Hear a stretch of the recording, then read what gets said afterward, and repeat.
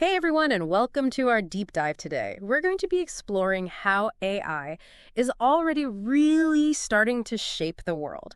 And we're going to be looking at the source, how the world worked according to AI. Right. And I think you're going to find this pretty eye-opening.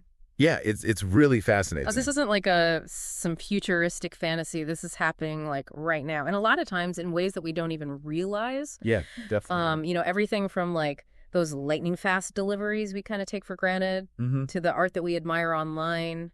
AI is pulling a lot of strings behind the scenes. So are you ready to kind of see how deep this rabbit hole goes? Oh, absolutely. I'm really excited to dig into this. Yeah, me too. One of the things that I think is so fascinating is how AI is becoming this sort of invisible orchestra. Okay. Conducting these complex systems like global supply chains. I like that analogy, the invisible orchestra. So how does that actually work? Like we click buy now, and like a package magically appears on our doorstep a couple days later. Right. Where does AI fit into that whole process? Well, it's all about optimization.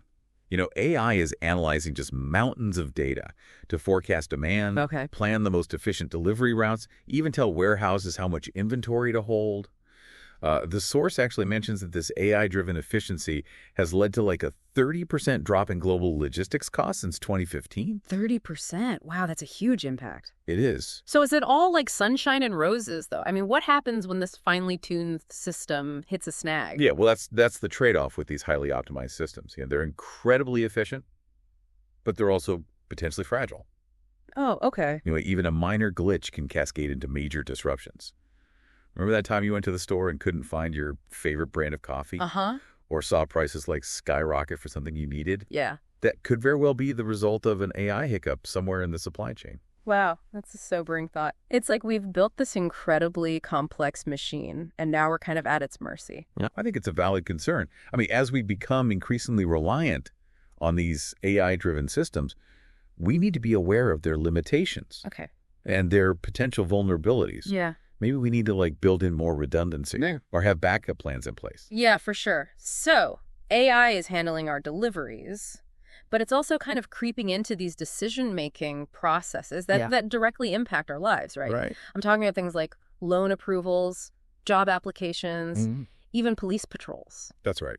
And this is where I think it gets even more complex, because the use of AI in these areas really raises these questions about fairness and accountability. Exactly. Like who's ultimately responsible when an algorithm makes a decision that negatively impacts someone's life? It's a big question. Right. And it's easy to think like, oh, an algorithm, it's neutral. It can't be biased. But that's not necessarily true, is it? No, not at all. AI algorithms learn from the data that they're fed. Okay. And if that data reflects existing biases in society, the AI will simply perpetuate those biases. So, for example, if an AI is trained on data that shows that people in certain zip codes tend to default on loans more often, it might automatically deny loans to anyone from those areas. Regardless of their individual creditworthiness. Exactly. The source actually uses the example of someone being denied a mortgage, not because of their credit score, but because the AI identified patterns in their zip code that statistically correlated with higher loan defaults. Wow. And this kind of algorithmic decision-making can have a huge impact on people's lives. Yeah. Especially when it comes to opportunities for social mobility. Yeah. It's kind of unsettling to think how much power we're giving to these algorithms. It feels like a slippery slope. It's definitely something we need to be aware of and actively address. We need to ensure that these AI-powered systems are designed and implemented in a way that promotes fairness and doesn't exacerbate existing inequalities. Okay, so we've got AI managing deliveries, making decisions, but there's also this whole creative side to AI that I'm really fascinated by. AI generating art, writing music, even churning out entire stories. It's mind-blowing. It is. It's like we're witnessing the dawn of a new era of creativity. Okay. One where anyone with access to a computer can potentially become an artist or a musician. We're seeing the emergence of these incredibly powerful AI tools, like text-to-image generators, that can create stunning works of art in seconds, based on just a few words of input. I've played around with some of those text-to-image generators, and the results are pretty amazing. It's like having a personal artist on call 24/7. Yeah. But it does make you think about what it means to be creative, right? Like if an AI can generate art that's indistinguishable from human-created art, does that somehow diminish human creativity? It's a question that's sparking a lot of debate. Some argue that AI is simply a tool, like a paintbrush or a musical instrument, Uh, and that it's up to humans to use it creatively. Others worry that we're heading towards a future where AI will replace human artists altogether. I guess it's too early to say for sure, but it's definitely a fascinating evolution to witness. It is. And it's not just about art. AI is making its mark in music and writing as well. We're seeing AI-powered tools that can compose original music in a variety of styles, write different kinds of creative content, and even generate realistic dialogue for movies and video games. It's both exciting and a little unnerving, right? It's cool to think about the creative possibilities, but it also makes you wonder if AI is eventually going to put us all out of a job. That's a legitimate concern. The potential for job displacement is a significant societal challenge that we need to address proactively. We need to think about how we can adapt our education systems and workforce training programs to prepare people for the jobs of the future, jobs that will likely require a different set of skills and a deeper understanding of how to work alongside AI. So it's not just about fearing AI or trying to stop its progress. It's about figuring out how to harness its power and adapt to the changes it brings. Exactly. We need to approach AI with a sense of both caution and optimism, recognizing its potential for both good and harm. Okay, so we've got AI managing logistics, making decisions, even creating art. Where else is this invisible orchestra conducting our world? Well, believe it or not, one of those promising areas where AI is making a significant impact is in the fight against climate change. Really? I wouldn't have immediately connected AI with something like climate change. How does that work? AI excels at analyzing vast amounts of data and identifying patterns that humans might miss. This makes it incredibly useful for understanding complex systems, like the Earth's climate. For example, AI is being used to analyze satellite imagery to detect illegal deforestation in real time, monitor changes in ice caps and glaciers, and predict extreme weather events. So it's like having a global environmental watchdog, keeping an eye on the planet from space. That's pretty impressive. It is. And it's not just about monitoring. AI is also being used to develop solutions to climate change. For example, it's being used to optimize the efficiency of renewable energy sources, develop smarter grids that can better manage energy distribution, and even design more sustainable cities. So AI is not just helping us understand the problem, it's helping us come up with solutions as well. Exactly. And one of those fascinating areas where AI is showing promise is in the realm of carbon capture and storage. Scientists are developing AI-powered systems that can capture carbon dioxide directly from the atmosphere and store it safely underground, potentially reversing some of the damage we've done to the planet. That sounds almost like science fiction, but it's actually happening right now. Yes. These technologies are still in the early stages of development, but they hold immense potential for mitigating climate change. And AI is playing a crucial role in making these breakthroughs possible. This is incredibly encouraging. It feels like AI is giving us a fighting chance to tackle this massive challenge. It's certainly a powerful tool that we can leverage.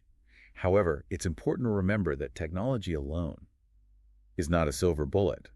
We still need to make fundamental changes to our lifestyles and consumption patterns if we want to create a truly sustainable future. So it's about using AI as a catalyst for positive change, not as a crutch to avoid making difficult choices. Precisely. AI can amplify our efforts to combat climate change, but it can't absolve us of our responsibility to act. We need to approach this challenge with a holistic perspective, combining technological innovation with social and political action. That's a powerful message. It's not about putting all our faith in AI to save us. It's about using it as a tool to empower us to make better choices. Exactly. We need to remember that we humans are still in the driver's seat. Okay, so we've explored AI's role in logistics, decision-making, creativity, and even climate change. What other fascinating insights does this source offer about how AI is shaping our world? Well, one of the most intriguing concepts the source discusses is the idea of AI as a global brain. A global brain. Okay, now you've officially piqued my curiosity. What exactly does that mean? Imagine a vast network of interconnected AI systems all over the world, constantly collecting, analyzing, and sharing information. This global brain could potentially solve problems that are too complex for humans to tackle alone. So it's like AI is weaving together a collective intelligence that spans the entire planet. That's both fascinating and a little unsettling, to be honest. It is. It raises all sorts of questions about control, privacy, and the potential for unintended consequences. But it also offers incredible possibilities. Like what? Imagine a global brain that could predict and prevent pandemics, optimize resource allocation to eliminate poverty, and accelerate scientific discoveries that benefit all of humanity. Those are some lofty goals, but is this global brain actually feasible, or is it still just a theoretical concept? It's still early days, but we're seeing the building blocks of this global brain emerge all around us. The internet, social media, and the growing interconnectedness of devices and data are all laying the foundation for a more interconnected and intelligent world. So it's not some futuristic sci-fi scenario. It's something that's gradually taking shape right now. Yes, and the pace of development is only accelerating. As AI becomes more sophisticated and ubiquitous, the potential for a global brain to emerge becomes more realistic. It's almost like we're witnessing the birth of a new form of intelligence, one that's distributed, interconnected, and constantly evolving. It's a profound shift in our understanding of intelligence. We're moving away from the idea of intelligence as something that's solely contained within individual minds and towards a more collective and interconnected view. Okay, my brain is officially buzzing with possibilities and a healthy dose of existential anxiety. This global brain concept is both incredibly exciting and a little terrifying. It's a powerful reminder that we're living in an era of unprecedented technological change, and the choices we make today about how we develop and deploy AI will have profound consequences for the future of humanity. Well, before we get too deep into the philosophical implications of a global brain, let's explore another aspect of AI that's blurring the lines between reality and fiction. Okay. Synthetic realities. Yes. The realm of deepfakes, virtual influencers, and AI-generated worlds. Right. This is where things get really interesting and perhaps a little unsettling. Okay, I'm ready to dive into the uncanny valley. Then let's take a closer look at how these synthetic realities are reshaping our perceptions of the world and ourselves. Okay, bring on the virtual influencers and the deepfakes. But before we do that, I think we could both use a little break. To process all this, we'll be back soon to continue our deep dive into the world of AI. Stay tuned. Welcome back. Before we went on break, we were talking about how AI is blurring these lines between reality and fiction with things like deepfakes and virtual influencers. Right. It's fascinating, isn't it? Yeah. With these synthetic realities, they're raising all sorts of questions about what's real, what's fake, and how can we even tell the difference anymore? Yeah, it's definitely messing with my head a bit. Like, I know these virtual influencers, they aren't real people, but they look and sound so real, and they're racking up like millions of followers and making real money. It speaks to our innate desire for connection, I think, even if that connection is with like a digital entity. But it also raises these concerns about authenticity. Right. And the potential for manipulation. Exactly. Like, how do we know? Who's pulling the strings behind these virtual personas?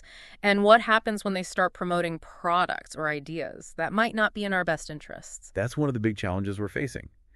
As synthetic realities become more sophisticated and pervasive, it's becoming increasingly difficult to discern truth from falsehood. We need to develop like a more critical eye to question what we see and hear and to be aware of the potential for manipulation. So it's about becoming more media savvy, like recognizing that not everything we encounter online is necessarily what it seems. Precisely. We need to be aware of the tools and techniques that are being used to create these synthetic realities so we can better identify them and protect ourselves from being misled. And then there's the whole issue of deepfakes, which kind of takes this manipulation to a whole other level. It's scary to think how easily this technology could be used to spread misinformation and damage reputations. The potential for harm is significant. I mean, imagine a deepfake video of a political leader making inflammatory statements, or a fabricated news report designed to incite violence. These synthetic realities can have very real-world consequences. It's like we're entering this world where we can't even trust our own eyes and ears anymore. It's pretty unsettling. It's a valid concern. We're living in this era of information overload, and it's becoming increasingly difficult to filter out the noise and discern what's true. So what can we do about it? How do we navigate this new landscape where reality itself is malleable? Well, we need to develop a healthy skepticism to question our assumptions and to verify information from multiple sources. We also need to be aware of our own biases and how they might be exploited by those who seek to manipulate us. So it's about becoming more critical thinkers, not just passively consuming information, but actively engaging with it and evaluating its credibility. Exactly. We need to develop a more discerning approach to information, recognizing that not everything we see or hear is necessarily true. This all feels pretty heavy, to be honest. It's like every time we uncover a positive aspect of AI, there's the shadow side, this potential for misuse that we have to grapple with. That's the duality of any powerful technology, I think. It can be used for good or for ill, depending on the intentions of those who wield it. And AI is arguably one of the most powerful technologies we've ever created. You mentioned earlier that the source describes AI as a global brain. Can you elaborate on that a bit more? I'm still trying to kind of wrap my head around what that actually means and what the implications might be. It's a fascinating concept. Imagine a vast network of interconnected AI systems, all constantly learning and sharing information, kind of like a neural network on a global scale. This global brain could potentially solve problems that are far too complex for individual human minds to grasp.